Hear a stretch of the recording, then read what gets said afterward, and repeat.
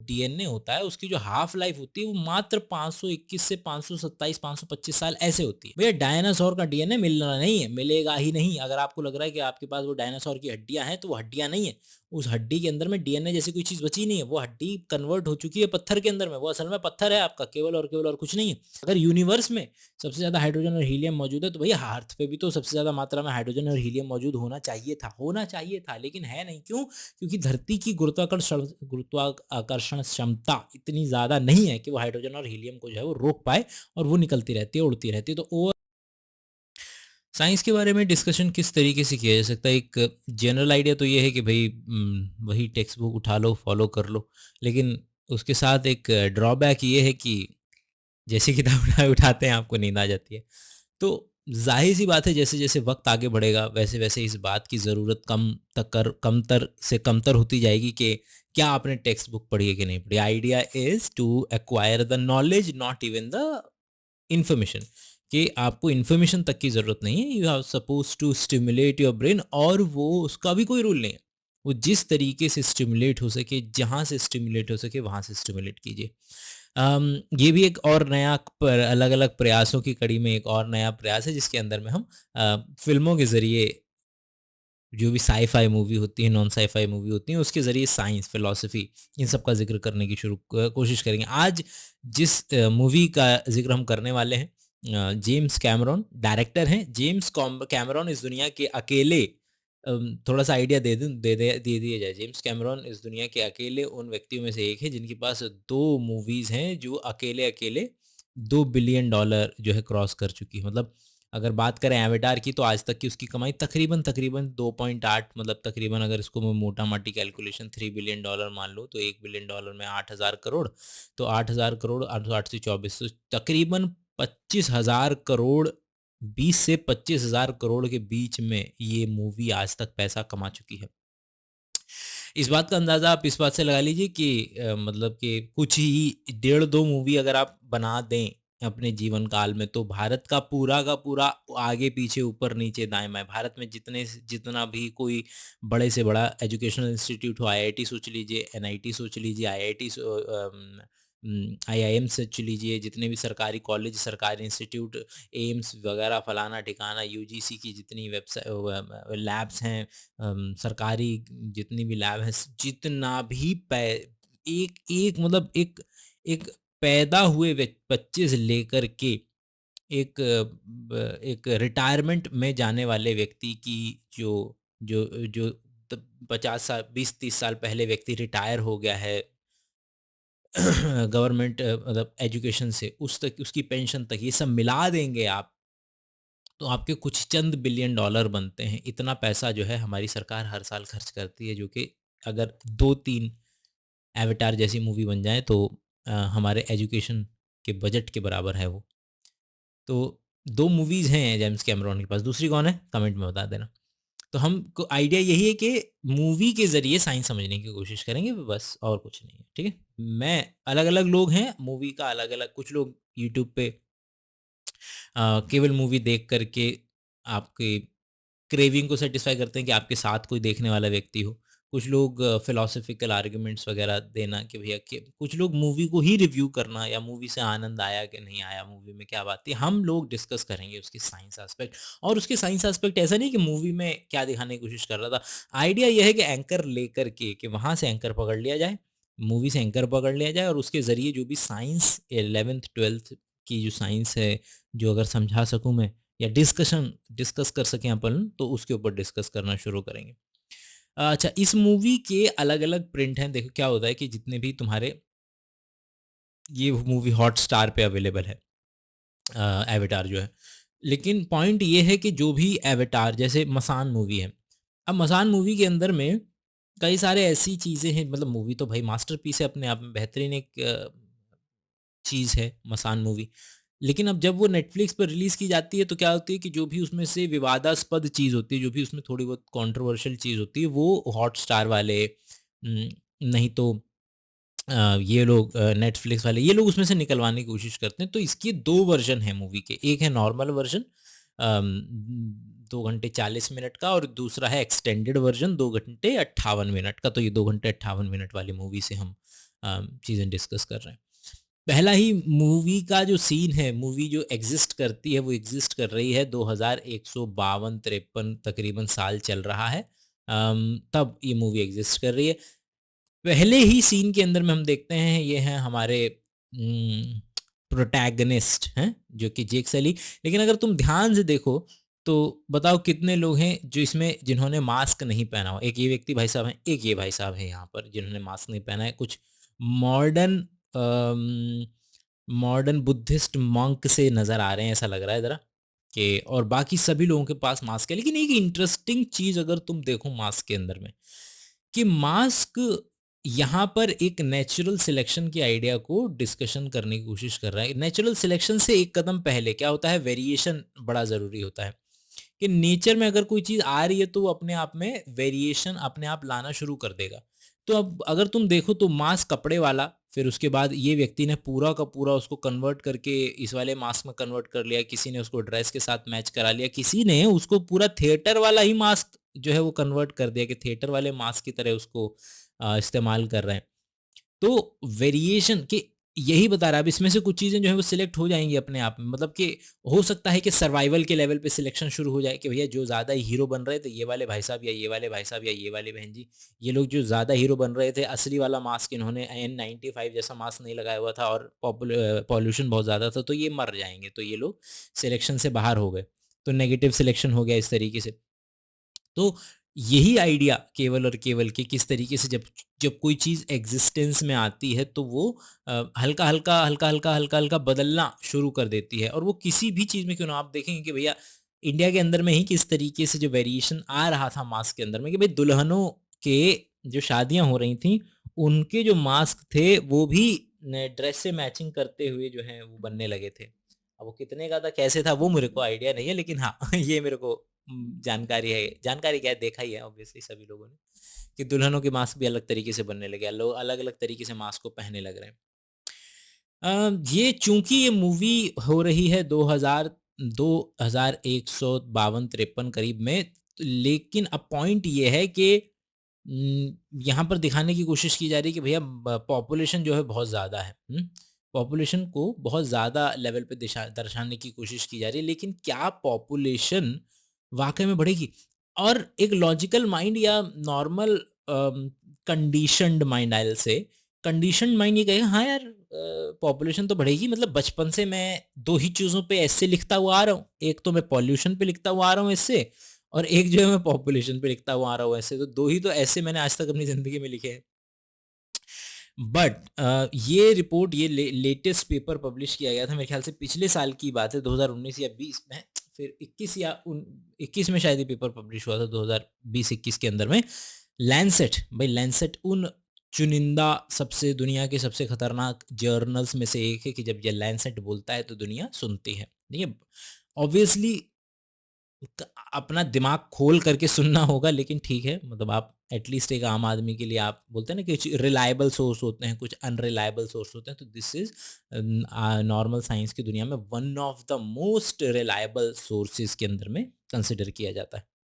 अब इसके अंदर में कई दोषों के साइंटिस्ट उसके मिल करके एक रिसर्च पब्लिश की गई, जिसके अंदर में ये बताया गया कि भैया ऐसा है कि जो पॉपुलेशन है वो भारत की अगर मैं बात करूं तो 2100 तक, ये मूवी हो रही है 2152-50 में, तो ओवरऑल वर्ल्ड की पॉपुलेशन घटेगी 2100 तक। ये पेपर 2100 तक की बात कर रहा है, और उसके अंदर में जो इंडिया का ग्राफ दिखाया गया है, उस तरीके से दिखाया गया है कि 2047-40 के करीब में हमारी इंडिया की पॉपुलेशन पीक करेगी, और फिर उसके बाद 109 पर तकरीबन घटते-घटते 109 करोड़ के करीब होगी 2100 के अंदर में। तो पॉपुलेशन आज के वक़्त में समस्या हो सकती है, लेकिन भई तुम ये तो देखो कि अगर वो पॉपुलेशन कन्वर्ट कर दी जाए, अगर वो केवल और केवल कि तुम्हारे पर बोझ नहीं बन रही है, तब उसका कितना अच्छे तरीके से फ़ायदा उठाया जा सकता है। जैसे कि इसमें एनसीईआरटी में जो एक और अप्रोच दिया गया है, वो ये है कि भैया देखो ऐसा है कि कंपटीशन तो होगा ही होगा।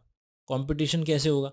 Competition is inevitable. ये जो हमारे डार्विन भाई साहब हैं, वो जिन लोगों की किताबें-विताबें पढ़ कर के बड़े हुए हैं, उसमें से एक व्यक्ति का नाम था थॉमस मैल्थस। थॉमस मैल्थस ने क्या बोला था? थॉमस मैल्थस भाई साहब बोले थे कि बेटा ऐसा है कि देखो, जब ये जो वो है जो खाना-पीना, जो रिसोर्सेज़ वगैरह होते हैं, वो लीनियर ग्रो करते हैं। लेकिन जो पॉपुलेशन है वो ऐसे करती है, लॉगरिथमिकली ग्रो करती है।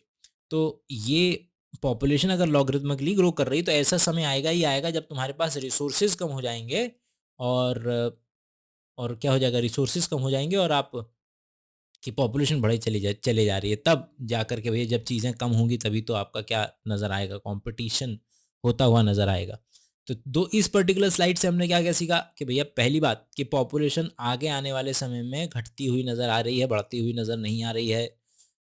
दूसरा, इंडिया के कॉन्टेक्स्ट में अगर बात करें तो लैंसेट का पेपर है, ने थॉमस मेल्थिस की अप्रोच कि भई किस तरीके से कंपटीशन इनेविटेबल है, और ठीक है।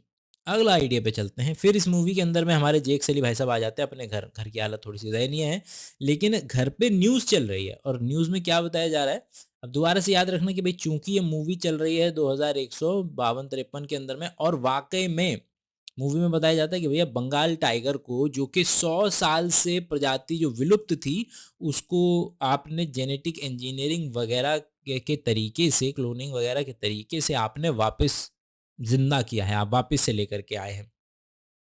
अब बाद में सच्चाई तो नज़र आती है, कैसे नज़र आती है कि भई ये बात है सन 2001 2005 लगा लीजिए कि तकरीबन सन 2005 2000 से 9 तक में ये सेव द टाइगर की मुहिम बहुत ज़्यादा चली थी, और आपने सुना भी होगा बहुत ज़्यादा सेव द टाइगर के नाम से।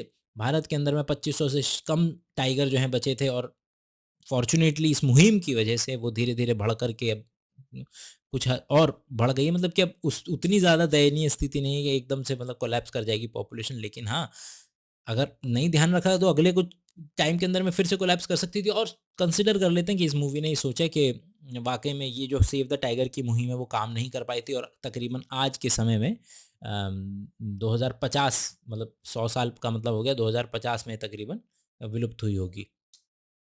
तो उस समय से 100 साल के बाद इसको वापस से क्लोनिंग से, अभी जो हमारे पास लेटेस्ट जेनेटिक इंजीनियरिंग है, जेनेटिक इंजीनियरिंग भैया चल रही है 1970 से। अब 1970 से 80 90, अभी दशक, फिर आपका 10 साल 20 साल करते करते हमारे पास इतनी सारी चीज़ें आ चुकी हैं कि आज जो लेटेस्ट जो हमारे पास वो चलता है वो क्रिस्पर कैस का चल रहा है, कि क्रिस्पर कैस 9 ये एक टेक्निक है, टेक्निक, हाँ टेक्निक ही कह लीजिए, एक तरीका है जिससे कि हम जेनेटिक इंजीनियरिंग कर सकते हैं, और बहुत ही ज़्यादा प्रिसाइज़ली और कॉस्ट इफ़ेक्टिवली इस काम को अंजाम दिया जा सकता है। क्रिस्पर कैस 9 जेनेटिक इंजीनियरिंग के अंदर में जब हम कहते हैं कि हम एक जीन इधर से निकाल करके उधर डाल देंगे, तो वो बहुत तरीकों से डाला जा सकता है। उसमें से जो तरीका आज सर्वश्रेष्ठ बात पे, जिस जो नंबर 1 पे है, जिसका कि अभी पिछले कुछ सालों के अंदर में नोबेल प्राइज़ भी दिया गया था, जेनिफर डाउदना को है। और आइज़ैक्सन बड़े अच्छे राइटर हैं, उन्होंने रिचर्ड फाइनमैन की जीवनी लिखी है, उन्होंने आइंस्टीन की जीवनी लिखी है, उन्होंने हमारे जो Leonardo da Vinci, Leonardo da Vinci, हाँ, उसकी जिनकी जीवनी लिखी है, उन्होंने ही जेनिफर डाउडना की जीवनी लिखी है। मतलब सोचिए कि वो व्यक्ति केवल इन इन जेनिफर डाउडना इन व्यक्तियों की लिस्ट में शुमार होती हैं, Leonardo da Vinci, Einstein, Richard Feynman और फिर जेनिफर डाउडना। इतना बड़ा नाम होने वाला है जेनिफर डाउडना का आगे आने वाले समय में, क्योंकि जब लोग उसी ही समय में जीवित होते हैं तो फिर उनकी उतनी कदर नहीं होती ना, जैसे अभी मतलब कुछ की हो सकती है, कुछ की हो सकता है ना हो। लेकिन ज़ाहिर-सी बात है एक वक़्त के बाद वो और भी ज़्यादा बढ़ जाएगी कदर। तो क्रिस्पर कैसाइन, तो इसकी जो बुक है द कोड ब्रेकर करके नाम है, वो भी हम कभी पढ़ेंगे, डिस्कस करेंगे, बस आपके ऊपर है कि पार्टिसिपेशन कितना रहता है। ख़ैर, तो पॉइंट यहाँ पर ये आ रहा है कि भैया अभी-अभी फ़िलहाल पिछले कुछ सालों में जैसे इस मूवी के अंदर में टाइगर जो है गायब हो गए थे, हमारे यहाँ पर इन वर्ल्ड के अंदर में टिज़्मेनियन टाइगर है वो गायब हुआ था, और कंपनियाँ हैं ऐसी जो कि टिज़्मेनियन टाइगर और मैमथ को रिवाइव करने की पूरी जद्दोजहद में लगी हुई हैं। अब लेकिन 2 प्रॉब्लम है, जो कि एक है प्रैक्टिकल प्रॉब्लम्स जिन्हें बोलेंगे हम, और एक है एथिकल इश्यूज़। तो एथिकल इश्यूज़ का तो क्या ही ज़िक्र करें हम यहाँ पर, तो एथिकल इश्यूज़ तो अपने-अपने लेवल पे होते हैं कि भैया जो प्रजाति विलुप्त हो गई उसको क्यों दोबारा से बुला रहे हो? मतलब जो डायनासोर के बारे में लोग बोलेंगे, और बोलेंगे कि भैया टैस्मेनियन टाइगर को तो बुला ही सकते हो, वो तो अभी-अभी विलुप्त हुई है पूरा का पूरा। उसकी वजह से जो दुष्प्रभाव उस पर्टिकुलर इकोसिस्टम पे पड़ रहे हैं, वो पर्टिकुलर दुष्प्रभावों को हम कम करा सकते हैं। लेकिन यहाँ पर एक बड़ी इंटरेस्टिंग सी बात है गुरु। इंटरेस्टिंग बात ये है कि भैया प्रैक्टिकल इश्यूज़ की बात कर रहे हैं हम ज़रा। प्रैक्टिकल इश्यूज़ में क्या बात करेंगे? देखो गुरु, ऐसा है कि जो तुमने उसमें देखा है जुरासिक पार्क मूवी के अंदर में देखा है, वो चीज़ हो नहीं सकती। क्यों क्यों नहीं हो सकती? तो बोलेंगे कि भैया ऐसा है कि वो जो एम्बर के अंदर में मच्छर मिला, मच्छर के पास डीएनए था, और डीएनए को हमने वहाँ से रिट्रीव आउट किया। डीएनए में थोड़ा-सा फ्रॉग का डीएनए डाला और हमने जो है उससे किसको बनाया हमने उससे एक नया ऑर्गेनिज्म बना लिया। लेकिन यहाँ पर कुछ-कुछ प्रॉब्लम्स चलेंगी। अब प्रॉब्लम्स क्या है कि भैया जैसे मैमथ को चाहिए आपको, तो मैमथ का जो डीएनए है वो हमारे पास तकरीबन 1 मिलियन ईयर पुराना है। मान लो कि मैमथ का डीएनए हमारे पास 1 मिलियन ईयर पुराना मैमथ का डीएनए है, जो कि है। अब इस मैमथ के डीएनए को जब हम निकाल लेंगे, पढ़ लेंगे, पढ़ने के बाद हम क्या करेंगे कि इन चेंजेस को कर देंगे हम किसके अंदर में, एक एम्ब्रियो के अंदर में, और फिर उसके लिए एक सरोगेट मदर चाहिए। तो उसके लिए तो हमारे पास एशियन एलिफेंट, जो जैसे इंडिया वाला जो हाथी है वो अच्छा है, वो मैमथ के ज़्यादा करीबी रिलेटेड है। तो हम मैमथ के अंदर में डलवा सकते हैं किसको, ये जो मतलब कि सरोगेट मदर के तरीके से।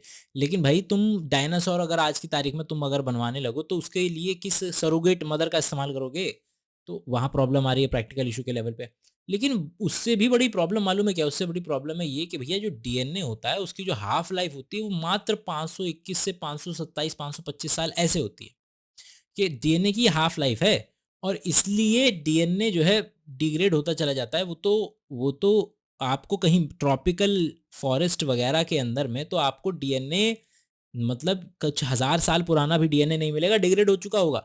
वो तो परमाफ्रॉस्ट, इतनी बुरे-बुरे ग्लेशियर्स, इतनी बुरी ठंड, इतने माइनस का ऐसा टेम्परेचर रहता है, जहाँ पर मैमथ हमें मिल रहे हैं, वहाँ टेम्परेचर इतना ज़्यादा बुरे तरीके से नीचे है कि फिर वहाँ पर जो डीएनए की हाफ लाइफ है वो बढ़ जाती है। और इसलिए वहाँ पर जो हमने 1 से डेढ़ मिलियन ईयर, सबसे पुराना डीएनए जो हमारे पास है वो 1 से डेढ़ मिलियन ईयर पुराना डीएनए है। और वो भी हमें इसलिए मिल गया क्योंकि वो इतने ज़्यादा बुरे ठंडे टेम्परेचर के अंदर में था। भैया डायनासोर का डीएनए मिलना नहीं है, मिलेगा ही नहीं। अगर आपको लग रहा है कि आपके पास वो डायनासोर की हड्डियाँ हैं, तो वो हड्डियाँ नहीं है। उस हड्डी के अंदर में डीएनए जैसी कोई चीज़ बची नहीं है। वो हड्डी कन्वर्ट हो चुकी है पत्थर के अंदर में। वो असल में पत्थर है आपका, केवल और कुछ नहीं है। उससे डीएनए निकलवाना बड़ा ही असंभव सा कार्य है। तो इसलिए ये प्रैक्टिकल प्रॉब्लम, जो कि ऑब्वियसली तभी तो इसको साइंस फिक्शन कहते हैं। फिक्शन का मतलब है कि आप सोच रहे हैं कि ऐसा कर देंगे, वैसा कर देंगे, ऐसा हो सकता है, वैसा हो सकता है। उसका आधार साइंटिफिक हो सकता है।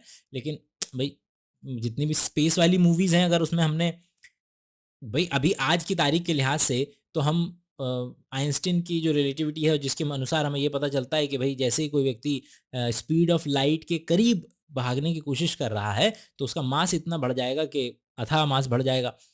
लेकिन अगर हम ये चीज़ अपने साइंस फ़िक्शन के अंदर में इसके लिए कोई वजह नहीं देंगे, जैसे कि चाहे वर्म होल का एस्पेक्ट हो, चाहे कुछ भी हमने दे रखा हो जिससे कि व्यक्ति या तो स्पीड ऑफ लाइट से तेज़ ट्रैवल कर पा रहा है, तो वरना फिर वो कहानियाँ नहीं बनेंगी। तो उसके लिए वो कहानियाँ बनाने के लिए कुछ ऐसे जो रीज़न्स भी दिए जाते हैं, लेकिन फिर भी हम कोशिश करें कि ये वाली मूवी एटलीस्ट कितनी ज़्यादा आइडिया वही है, आइडिया ये नहीं है कि मूवी ही डिस्कस कर रहे हैं बैठ कर के, उसके लिए और लोग हैं, वहाँ जा कर के आप उन यूट्यूब चैनल्स को फ़ॉलो कर सकते हैं। यहाँ पर हम डिस्कस करने की कोशिश कर रहे हैं क्या, कि उसके ज़रिए थोड़ा-सा दिमाग खोलने की कोशिश कर रहे हैं। अब यहाँ पर एक बड़ी इंटरेस्टिंग सी ऑब्जर्वेशन थी मेरी कि जो हमारे जेक सली भाई साहब हैं, उन्होंने पहन रखी थी ये वाली टी-शर्ट। टी-शर्ट के ऊपर है Harley Davidson. Harley Davidson bike को सभी लोग जानते हैं। हार्ले डेविडसन जो है वो 1903 के अंदर में एस्टैब्लिश हुई थी, एग्जिस्टेंस के अंदर में आई थी। तो अभी चल रहा है, मान लो कि 2022 चल रहा है ना, 2022 को मत कंसीडर करो, तुम कंसीडर करो 2152 जब ये मूवी चल रही है, तो मतलब तकरीबन तकरीबन 250 साल का अंतर है। मतलब कि ये हार्ले डेविडसन बाइक जब बनी थी और तब से लेकर के 250 साल से मतलब ये ब्रांड एग्जिस्टेंस में है और ये व्यक्ति आज उसको पहन रहा है। इसका अंदाज़ा आप इस बात से लगाइए कि 1903 के अंदर में ही पहला एरोप्लेन उड़ा था। ठीक है? पहला एरोप्लेन जो हवा में गया था, मतलब ये सोचिए कि इंसान को बोला है कि तेरे को हवा में रहना है और 15 मिनट हवा में रहना है। बोला ओके। तो पहली दफ़ा जब कोई इंसान 15 मिनट हवा में रह पाया, उसके केवल और केवल 66 साल के अंदर में वो बंदा मून पे था। ज़रा सोच के देखो, इस इतनी सी इस लीप को ज़रा सोच के देखो कि इंसान धरती पे है। वो गाड़ी बना रहा है, साइकिल बना रहा है, पैदल चल रहा है, सब कुछ कर रहा है, पेड़ पे कूद रहा है, इधर-उधर सब कुछ कर रहा है। उसको किसी ने बोला, "अबे हम ना हवा में तैर सकते हैं।" बोला, "अच्छा क्या बात कर रहा है? पागल हो गया, हो ही नहीं सकता।" फिर 1903 में किसी ने वो काम करके दिखा दिया कि बंदा जो है 15-20 मिनट हवा में बैठ गया, पहला हवाई जहाज उड़ा दिया। और उसके 50 जमा 16 साल के बाद में वही इंसान, वही स्पीशीज़ अपना अर्थ का एटमॉस्फेयर छोड़ा, सारे के सारे स्ट्रेटोस्फेयर, फलाना स्फीयर, ढिकाना स्फीयर सब पार किया। ऐसे अंतरिक्ष में चला गया। अंतरिक्ष में जाकर के मून पे भी जाके खड़ा हो गया। केवल 66 साल के अंतराल के दौरान ये काम हुआ। तो केवल और केवल तो सोचो कि ये 250 साल पुराना लोगो है और 66 साल में हमने क्या कर दिया था, और 250 साल में तो पता नहीं क्या ही हो जाएगा। मतलब कि अगर मैं इसको कन्वर्ट करूँ तुम यहाँ से, कि अभी हम चल रहा है 2022, और 2022 से 250 साल पहले तकरीबन हो जाएगा 1715 या 1700 कुछ ऐसे। तो 1700 के अंदर में तो भैया मतलब 1700 से 50 साल और पीछे चले जाओ, भारत में आलू नहीं था। आलू ही 15वीं 16वीं शताब्दी के अंदर में भारत के अंदर में आया है। मतलब उससे पहले भारत में आलू एग्जिस्ट नहीं करता था।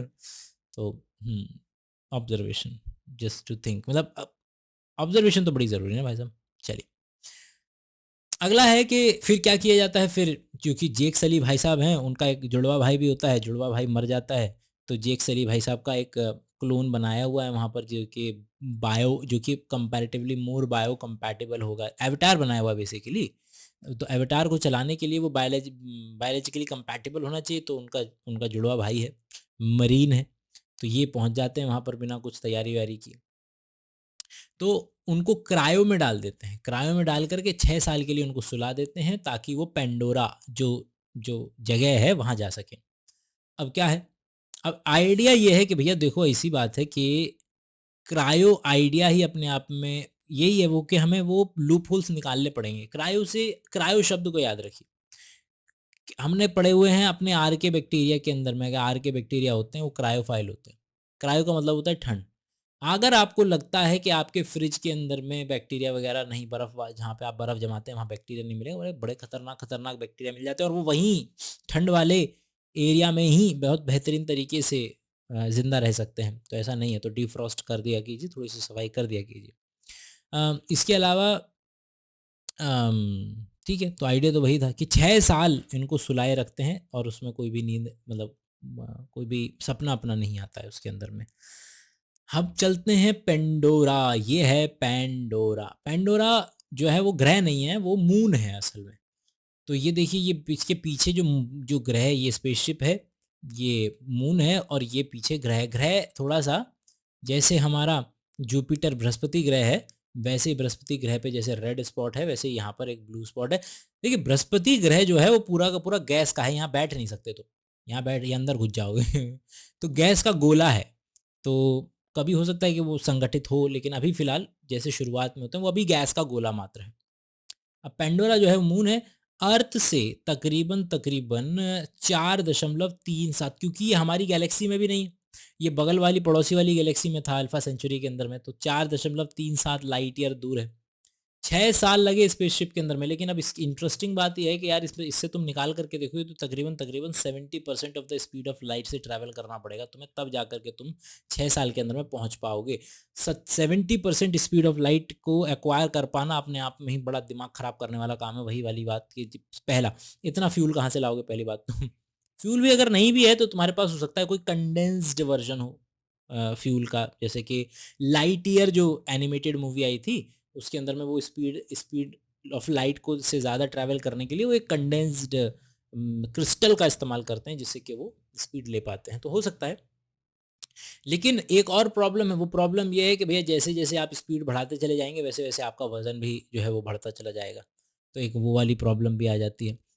और लेकिन ये जुपिटर की तरह है, जो कि गैस प्लैनेट है।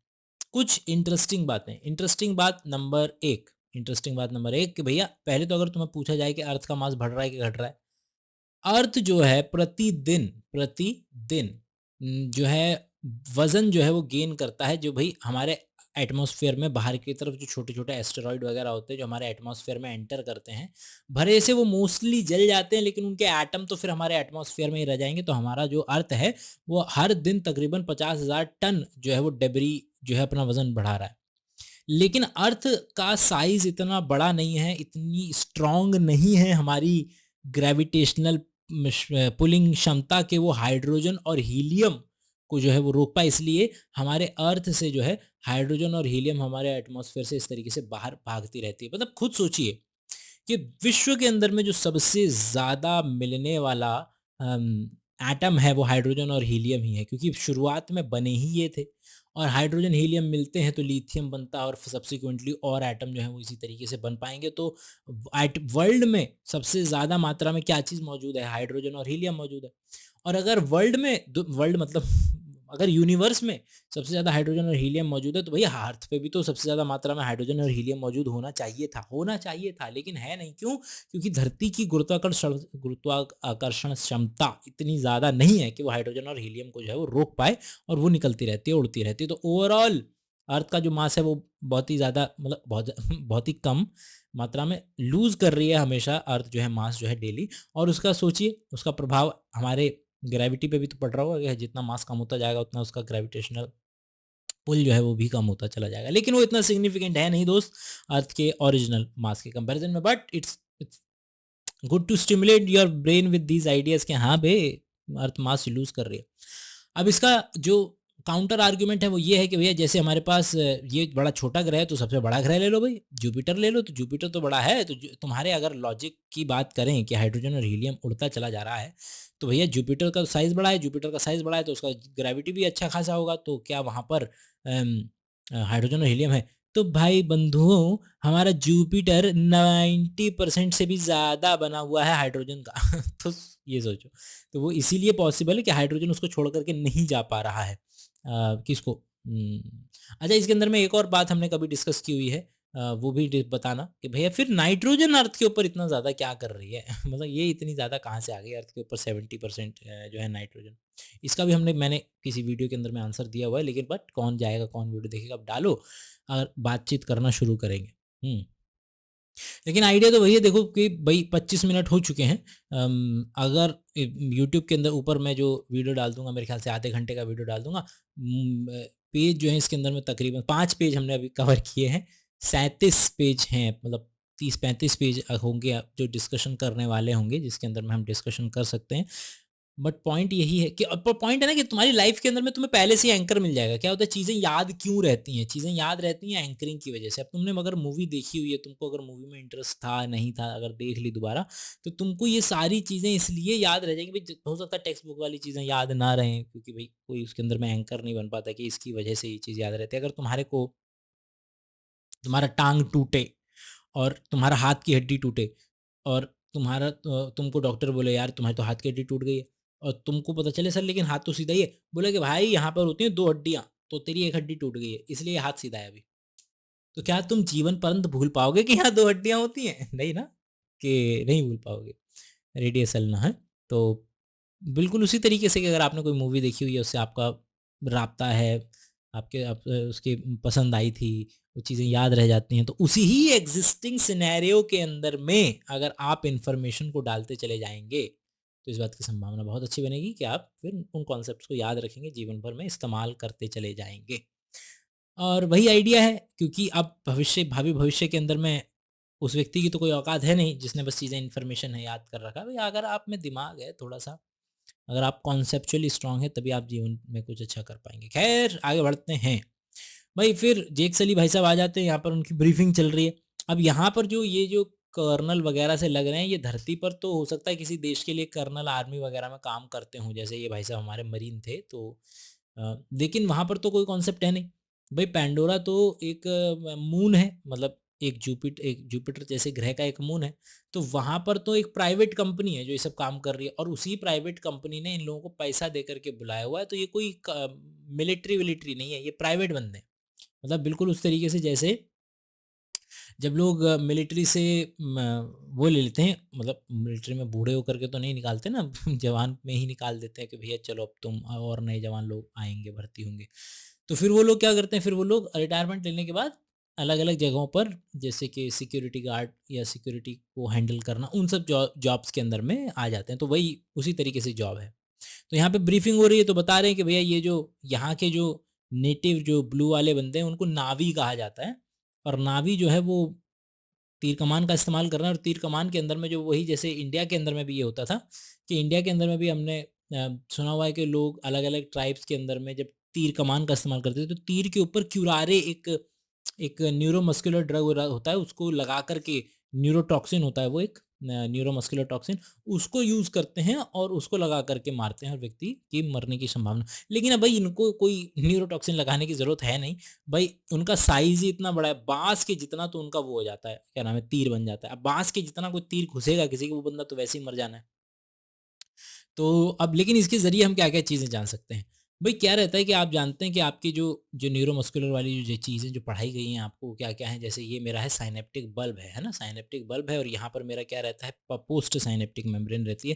पोस्ट साइनेप्टिक मेम्ब्रेन पर इस तरीके से मेरे रिसेप्टर रहते हैं। अब होता क्या है माइस्थीनिया ग्रेविस में क्या होता है, माइस्थीनिया ग्रेविस के अंदर में हमारा शरीर हमारे खिलाफ प्रोटीन बनाने लगता है। आप जानते हैं ऑटो इम्यून डिसऑर्डर है माइस्थीनिया ग्रेविस। अब ये जो बनाता है एंटीबॉडी, वो इन रिसेप्टर के खिलाफ एंटीबॉडी बनाता चला जाता है, जिसकी वजह से क्या होता है कि अगर मेरे ऊपर वाला न्यूरॉन न्यूरोट्रांसमीटर एसिटाइल कोलिन अगर छोड़ भी रहा है यहाँ पर, तो भी वो जो है कहाँ नहीं जा पाएगा, तब भी वो जो है यहाँ पर जा नहीं पाएगा, यहाँ पर एक्ट नहीं कर पाएगा, यहाँ पे चिपक नहीं पाएगा। तो क्या होगा कि भाई ऊपर से न्यूरॉन सिग्नल दे तो रहा है, लेकिन आपकी मसल कुछ कर ही नहीं पाएगी, ऐसे वो आप पैरालिसिस हो जाएगा, ऐसे ट्विच ही नहीं कर पाएगी मसल। तो वहां से फिर मसल जैसे पैरालिसिस शुरू हो जाता है व्यक्ति का, हाफ टोन गायब होने लगती है हाफ बॉडी के अंदर में, तो ये माइस्थीनिया ग्रेविस यही है, ऐसे होता है। अब इसके अलावा एक और है आपकी एनसीईआरटी में, आपको याद करने हैं 3 नाम, जैसे कि क्या है Clostridium botulinum, Clostridium butylicum butylicum, Clostridium botulinum. तो तो ये टिटनी, क्लोस्ट्रीडियम टिटनी, तो क्लोस्ट्रीडियम टिटनी हो गया वो टिटनस वाला, है ना? क्लोस्ट्रीडियम ब्यूटाइलिकम आपका वो वाले चैप्टर के अंदर हमें जो यहाँ पर पढ़ना है वो है क्लोस्ट्रीडियम बोचुलिनम। क्योंकि क्लोस्ट्रीडियम बोचुलिनम जो बोचुलिन बोचुलिन टॉक्सिन जो होता है वो भी बिल्कुल इसी तरीके से न्यूरोमस्कुलर जंक्शन पे काम करता है। और वो लड़कियां, जो सबसे कॉमन एग्जांपल है अभी वही, कि अभी सभी लोगों ने आरआरआर वाली मूवी देखी होगी। आरआरआर वाली मूवी के अंदर में गवर्नर भाई साहब थे, गवर्नर भाई साहब की एक वाइफ थी। अब वो साफ वाइफ की शक्ल देख करके चल रहा है कि इसके ऊपर कितना डेंटिंग पेंटिंग का काम हुआ है, डॉक्टर ने कितनी मेहनत करी है, वो लिप सर्जरी, नोज जॉब, फलाना टिकाना, बोटॉक्स लिया हुआ। तो जो भी क्या किया जाता है कि बहुत छोटा छोटा माइल्ड इंजेक्शन दिया जाता है बोटॉक्स का यहाँ पे। अब क्या है कि आप ये अपनी जो भौहें हैं, ये जो आपका आई आई वो है, इसको बड़े आराम से ऐसे ऐसे कर सकते हैं। व्यक्ति एक्सप्रेशन भी सारे से देता है, तो एक्सप्रेशन भी उससे देता है। तो क्या देखेंगे आप कि ये वाली जो फीमेल्स हैं इनकी, अब ये क्योंकि आपने यहाँ पर जैसे ही इंजेक्शन मारा तो यहाँ से रिंकल हट जाएंगे, लेकिन रिंकल तो हट जाएंगे, लेकिन फिर आप अपनी मसल्स पे भी कॉन्ट्रैक्शन पे जो कंट्रोल है वो खो देंगे।